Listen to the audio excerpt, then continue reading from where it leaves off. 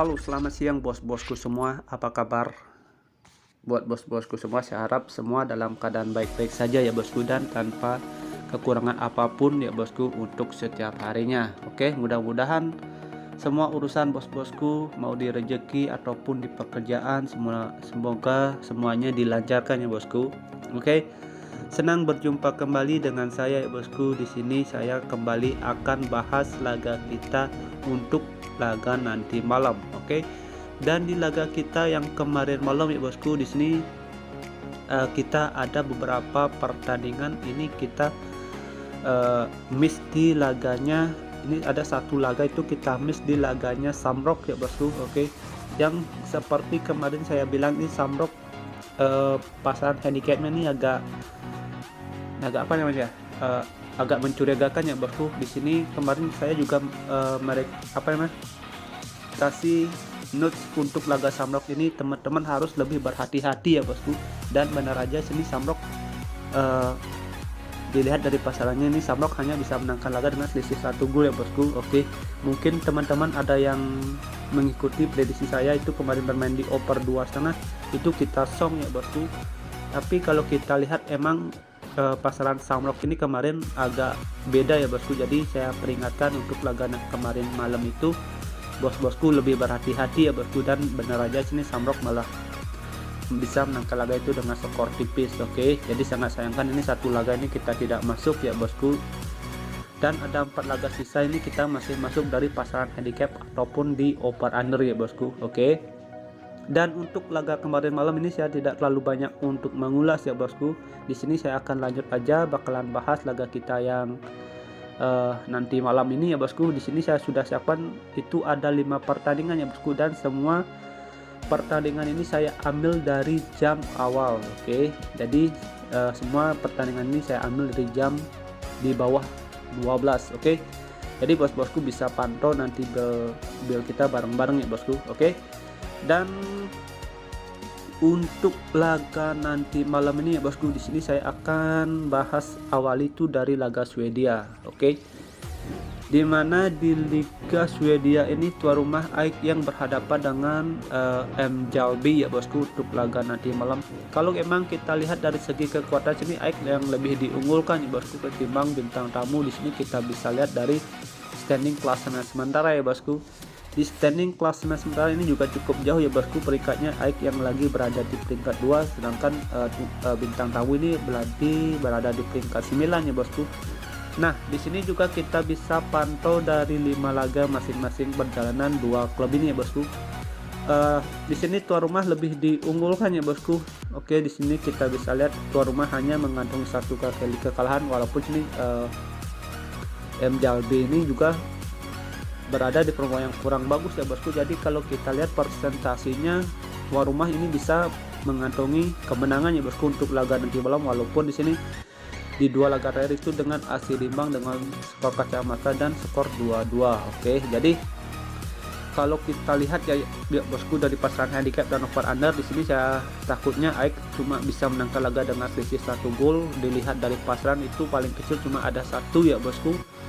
Jadi di sini saya lebih bermain aman aja ya bosku untuk laga nanti malam ini. Bos-bosku bisa pegang AIK di bermain win di full time, atau enggak bos-bosku bisa bermain di under 2,5. Oke. Saya perkirakan laga ini tidak akan lebih dari 2 gol ya bosku untuk laga nanti malam. Oke. Next kita lanjut ke laga kita yang kedua. Di sini saya pergi ke Liga Finland. Oke. Di sini di Liga Finlandia tuan rumah HJK yang menjamu KuPS untuk laga nanti malam ya bosku. Di sini kalau kita lihat ya bosku, 2 klub ini 2 klub yang bagus ya bosku di Liga Finlandia. 2 klub ini lagi berada di performa yang bagus ya bosku. Oke, ini juga perolehan poinnya juga ketat ya bosku, hanya sisa 3 poin. Jadi kalau kita lihat ya bosku untuk laga nanti malam ini, saya rasa laga ini bakalan terjadi hujan gol atau banjir gol ya bosku untuk laga nanti malam. Saya rasa tuan rumah yang bermain di kandang ini bakalan bisa mencetak gol 2 atau 1 ya bosku. KuPS ini yang bermain di W saya rasa juga bisa mencetak gol, karena KuPS ini pemainnya juga cukup bagus ya bosku. Di lini depan KuPS ini juga cukup bagus. Jadi kalau kita juga lihat dari laga head to head, emang sini HJK yang lagi berada di penurunan performa ya bosku. Dalam 3 laga terakhir ini dia menelan kekalahan kalau kita bandingkan dengan Scoop. Oke, di sini Scoop juga cukup bagus juga ya bosku performanya. Jadi kalau kita lihat untuk laga nanti malam ini, saya rasa bakalan terjadi under goal ya bosku. Tapi di sini kalau kita lihat sebentar ya bosku, di sini kalau kita lihat dari laga head to head kebanyakan lagi dengan under goal ya bosku. Oke, jadi kalau kita lihat emang dari pasaran ini saya rasa terjadi under goal ya bosku. Di sini kita bisa lihat dalam 2 laga terakhir HJK rata-rata ini 3 laga terakhir HJK ini agak sulit ya bisa mencetak gol. Oke, kemungkinan laga ini paling buruk bisa terjadi imbang ya bosku. Tapi kalau kita lihat dari laga head to head emang kebanyakan laga ini dengan hasil imbang. Oke, jadi kesimpulan untuk laga nanti malam di sini bos-bosku, saya sarankan untuk laga nanti malam bos-bosku bisa pegang Scoop ya bosku. Di sini bos-bosku bisa pegang Scoop di laga netral 0-0 atau gak bisa bermain di under 2,5 untuk laga nanti malam. Paling mentok laga ini bakal ada jadi 2 gol kalau menurut analisa saya bosku. HJK yang bermain kandang saya rasa agak sedikit kesulitan bisa mencetak gol ya bosku untuk laga nanti malam ini. Oke. Dan next di sini kita lanjut ke laga kita yang ketiga ya bosku. Di laga ketiga di sini saya pergi ke Liga Norway ya bosku. Di sini kalau kita lihat dari segi lesat ini ada 2 pemain ya bosku untuk laga nanti malam ini bakalan absen. Jadi kalau kita juga lihat dari segi performa sini Haugesund lebih diunggulkan ketimbang tuan rumah ya bosku.